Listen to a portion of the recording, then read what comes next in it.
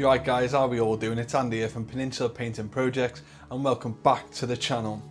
So in today's video we're going to unbox issue 14 of the Warhammer Conquest magazine, and in this issue we get a little paintbrush and a pot of paint. Well, actually it's not a little paintbrush, it's fairly big actually, but we're going to have a little look at that in a minute. And before we start, I'd like to thank Carl Owens, who is a fellow content creator on YouTube. He runs Black Country Wargaming. He's actually on my Facebook group, which is Peninsula Hobby and Chill, and he posted a couple of hours ago and informed me that in a future upcoming issue of Warhammer Conquest we will be getting another one of the Warhammer 40k cargo unit set thing.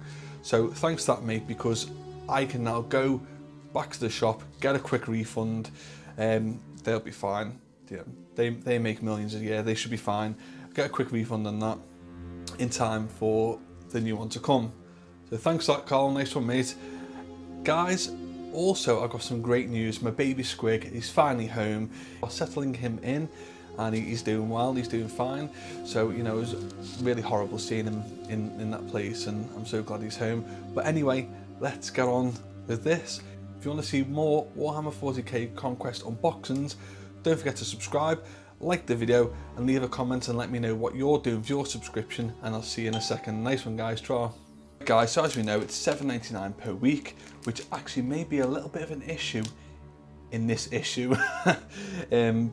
We'll get onto that in a minute. So let's take it out of the packaging. I've had a little brief read of it, had a little look through it on my way home from university. So as you can see, we get the Citadel Paint Mechanicus Standard Grey, which I think was formerly Shadow Grey, if I'm right. And then we've got also a large Citadel Dry brush, which I'll actually be honest, I have never ever used any of the new paintbrushes from Games Workshop.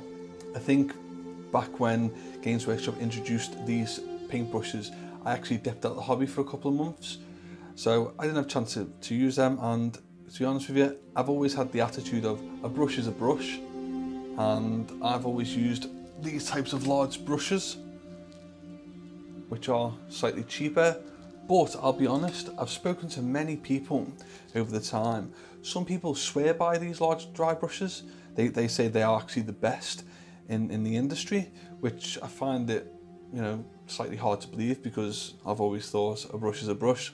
Obviously, you've got your sable hair brushes and your synthetic brushes. They're going to be different, aren't they?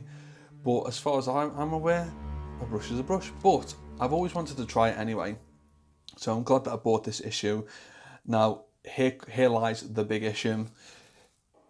I've just worked it out. The pot of paint is £2.55 and the dry brush is £5.65. Now, if I've got those prices wrong, please correct me in the comments section. And that comes to £8.20. So by buying this issue, you're only saving 21 pence, which, you know, in previous issues we've saved a hell of a lot more money than that. But oh well, such is life.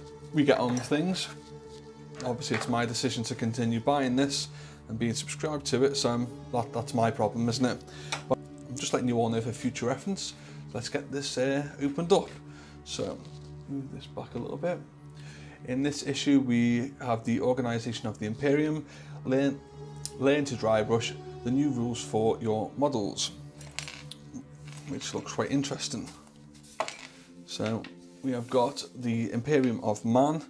So a bit of information here about obviously the Imperium of Man, which is very interesting.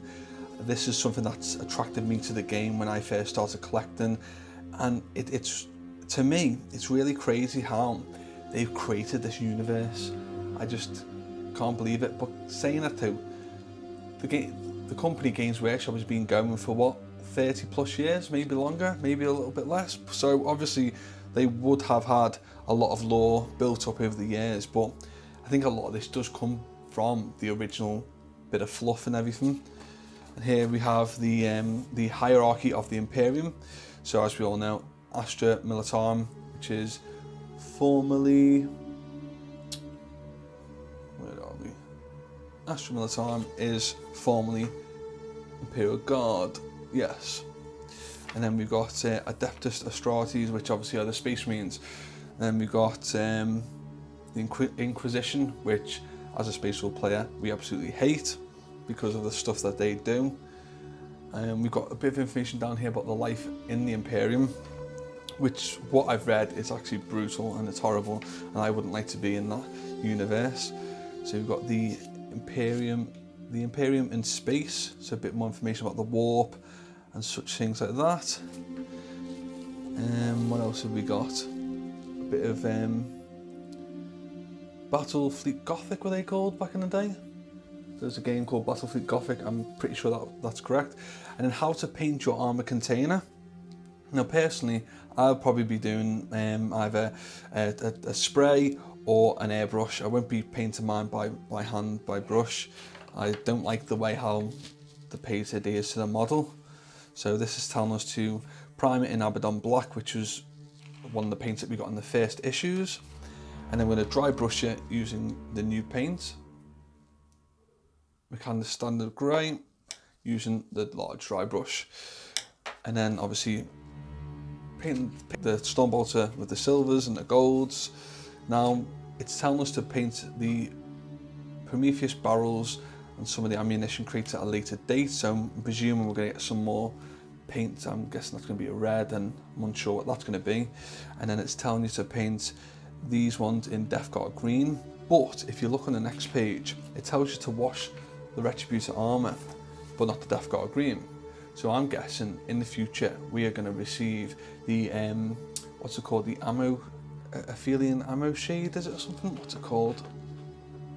Oh, I can't remember the name. You know what one I mean though. Something ammo shade. It's like a greeny brown wash. So I think we'll be getting that in the future. Courage and Honour is the next set of missions to be done, with obviously the terrain in it. We're going to use the Librarian, 3 Reivers, 3 Intercessors, and they're going to go against some Death Guard, 5 Death Guard miniatures, and some 5 Death Guard Plague Marines and some Poxwalkers. But in this set of rules, we're going to learn about the moral phase, which is, you know, an important phase when playing, because obviously this is when your models start running away and stuff. And then it tells you obviously leadership and stuff like that. It's all based upon a leadership test. We've got obviously the data sheets here again for the Prime Marshal Librarian and the Aggressor Squad. A fellow YouTuber mentioned that this is a waste of space, which I pretty much agree with. I can't remember who it said it was. His name, oh, what's his name? He's got a picture of like a Nurgling on his profile picture, I'm pretty sure it is. Sorry man, I forgot it. So yeah, I agree, it is a waste of a page. They could have put a little bit more in. So secure the deck, this is another mission. And then some advanced rules. So obviously we've got no fear. As seen on the datasheet, Space Marines units have the "and they shall know no fear" rule. Whilst they are unlikely to fail morale test, if they do, they can re-roll the test, which is quite cool. Oh, we didn't know this. Fuel dumps. Obscure models within 1 inch of the fuel barrel gain +1 to their save. Oh, I didn't know that. Oh, so it's like obviously it's your terrain, isn't it? Terrain special rule. I didn't know that.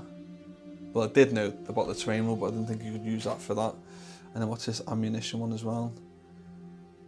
They get the +1 to the save as well. So it's pretty much, they get the terrain special rule. As always, subscribe if you feel lucky.